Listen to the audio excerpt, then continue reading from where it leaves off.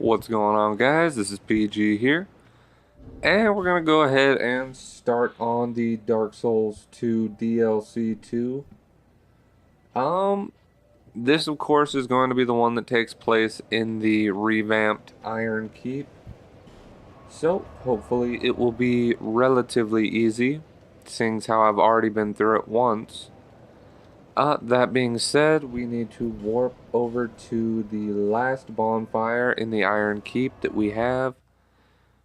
And we're going to go ahead and walk our way all the way into the new DLC. So, I think from an aesthetic kind of a standpoint, it is kind of cool that they did the second DLC in an area that you've already been through. It's a lot like if you could have traveled to Ulasil in the actual Dark Souls 1 video game.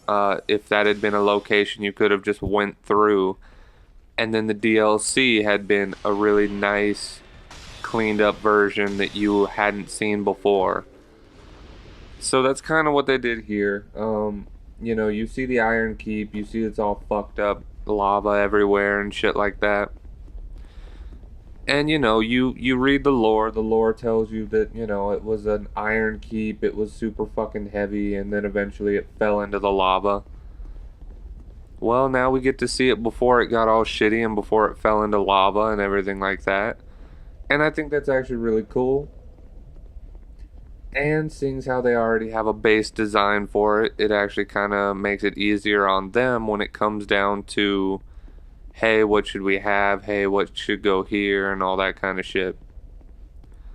But they also have some really cool enemies and things like that when it comes down to what they've added to this version of the DLC. So I'm definitely kind of excited to show you guys. I think there's maybe 5 new enemy types. There's probably more and I'm just not remembering, but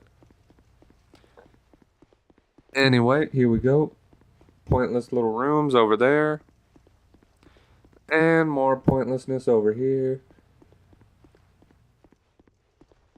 Alright, now we're ready to go ahead and open up the door. Keep in mind that this is the exact same door that we opened to get into the first area of the DLC.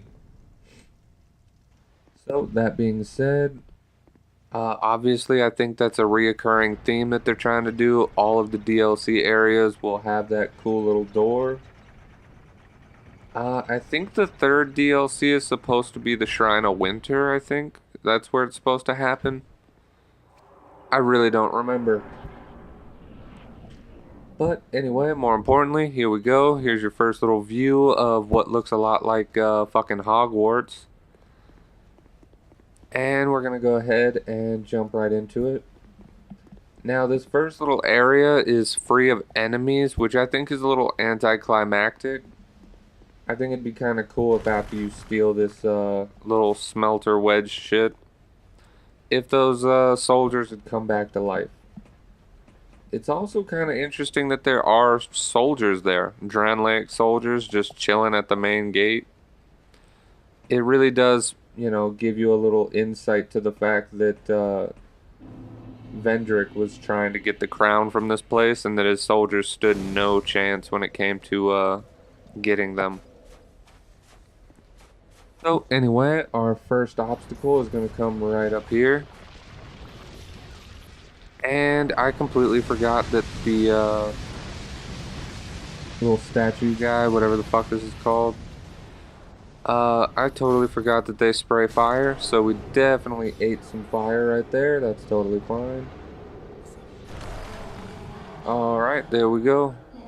The Bride of Ash has 12 parts to her soul. And we will hopefully be collecting all 12 parts. I can't really think of a reason why we wouldn't, unless of course you break one of the statues and you get killed before you actually pick up the wedge, whatever the hell it's called. Alright, so they got a dexterity ring. Not to throw out any spoilers or anything like that, but The rings in this section are relatively lame. You have a dexterity ring, a strength ring, and I think there's one more. I just don't remember what the hell it is. But that being said, not too impressed with the rings in this area. They're really bland. There aren't any rings that do anything extraordinarily cool. So anyway, we've come all this way without really fighting anybody. So here we go. Here's our first little area. I'm not really sure how magic is going to affect these guys. Hopefully it does a shitload of damage. It does not. So this is another area where mages are going to suffer a little bit. And that's totally fine. We do have 2 different weapons, and we have a really good shield. So that being said, I am not too worried about it when it comes down to what we should do when it comes to fighting our enemies. We will have different weapons to choose from, and we can always just block and run away like a bitch. Oh, that little soul arrow actually managed to hit 2 people. That was actually pretty nice. As you can see, the DLC is relatively still new. You can see all these blood stains. They're fucking everywhere. This is a little bit ridiculous. I'm not sure how these people are dying in this area. We have an unarmored weak-ass mage, and we're still doing pretty good. Alright, so it seems like the trick to killing these dudes is really easy. You bait out one of their attacks, or as they're coming out of the ground, you just run up and backstab them. But anyway, that really does seem to be what really does the amount of damage that we're going to need if we're going to get through this area. I wouldn't advise going blow for blow with any of these opponents. Not because they're stronger, but just because by the time you get to the next bonfire, you will be completely out of healing items. Unless, of course, you're, buying 99 of the healing items and shit like that. Which would be a little bit smart to do, especially if you're coming into DLC blind. It never hurts to have a shitload of healing items and things like that that'll save you. Well, anyway, let's go ahead and see what's down here. Run on down. Alright, we got another statue, so we're going to come back up. Alright, so it's really obvious that we have these statues, and the statues control, or maybe they buff, the actual characters around her. So that being said, we do not really want to fuck with all of the smelter people at the same time. So anyway, this is the second character that we're going to be introduced to here, I should say. They're just like little enchanted, haunted chunks of armor. Like they have a sword in that in their offhand. They have that bow. I don't know. I wouldn't say it's overly difficult to deal with them. But if you're fighting other opponents, those arrows can definitely fuck you up. They will one-hit stun you for the most part. I don't know how much poise damage they do. I think they do 30 poise damage maybe? I was seriously debating just jumping off and using my little smelter wedge on the little statue over there. But I figured we could try to be a little more tactical here. And we're going to go ahead and try to kill this guy real quick. And that's definitely a fail. Magic casting. Not the best in this game. Did a little drop down attack. Did not actually hit him. Gonna go ahead and get out of the way. And just fuck his back up. I have no idea where the fuck that guy came from. Let's see. There's 2 other guys in the room. They don't really seem to aggro unless you're like right in their face, which is weird. Fuck it. We're just gonna take out as many of these guys as we can before the statue realizes that we're here. Statue knows. Alright, fuck it. Use a little wedge. Alright, so there you can see, as you just saw right there, once we kill the statue, her little minion dudes lose their buff, and that buff is like some kind of weird coating of ash. And I'm not 100% sure what the buff ratio is on that, but it didn't seem to be over the top.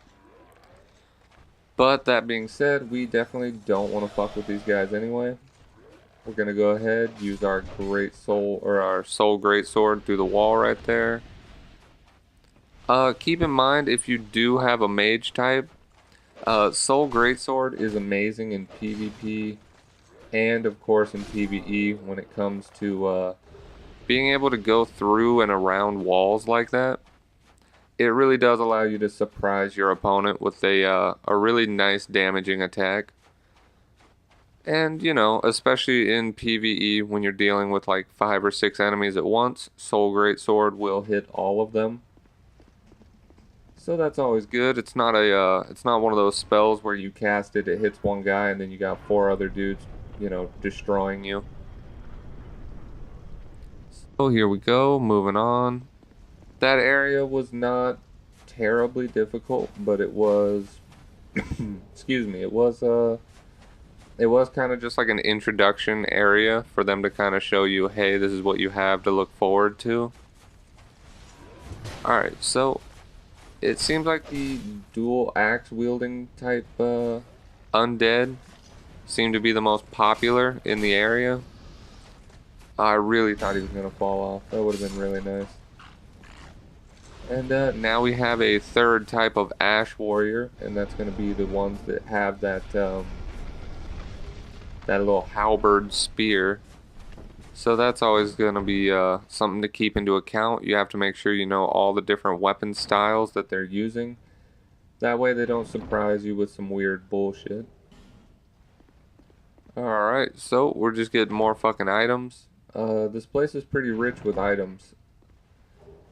I wouldn't say it's as over the top as it was in the first DLC, but it is pretty ridiculous. Again, you know, the game designers just want to kind of give you things if you're smart enough to find them.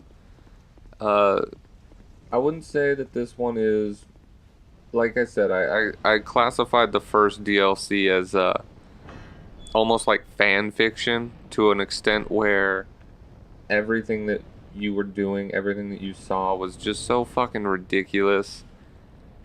And, you know, like you had the dragon fight that people had been begging for and shit like that. So, anyway, with the second version of the DLC, I would say it's really not that bad. It's nice. It's aesthetically pleasing. There's cool new enemy types. There's even more to the they actually have DLC that adds to the lore of the main God, what am I thinking? They have lore that adds to the original storyline instead of the first DLC where it doesn't do shit. Like, it doesn't add anything to the storyline whatsoever. And we'll talk more about that when we get to the area where that applies to. I don't want to ruin any bosses or anything like that. But anyway, here we are. We are in... I can't remember the name of this little area. But anyway, we have another one of these statue knights, and they will burn themselves on that fire. So keep that in mind. These guys are not very smart. But he is ruining all those boxes full of explosives, which I don't really mind. Now, as far as I know, those dudes will drop their sword and their bow. I don't know if they drop their actual equipment or not. I really don't remember. Anyway, these little barrel dudes, this is another enemy type that you guys need to be introduced to. They run rampant around here in this little area. I do not understand anything revolving around these little statue dudes, or the little barrel dudes. Whenever they see you, they pick up a barrel and they start to walk around. They aren't aggressive, they don't attack you. I really think the only thing they do is they accidentally walk backwards into fire sometimes. But I've actually seen some of them avoid fire, so it's really one of those things where they'll accidentally do it. At the same time, you have to watch out because those explosions can kill you. If you get blown up by just one of the regular barrels, don't worry about it. It does like very little health. But if you get fucked up by a couple of these barrel bros that walk into fire and you're dumb enough to be close to them, it'll do about half to 40% of your health. And based on the fact that you'll probably be fighting other enemies at the same time, you might end up dying because of it. So we just smacked the shit out of that treasure chest. Hopefully we don't get rubbish. And oh, there we go. Kessis plus 8. That's a weird drop, but that's also nice. Well, guys, this has been the first part of the DLC. I hope you guys liked it, and I hope to see you guys in the next video. Stay tuned. Let me know what you liked. Let me know what you didn't like.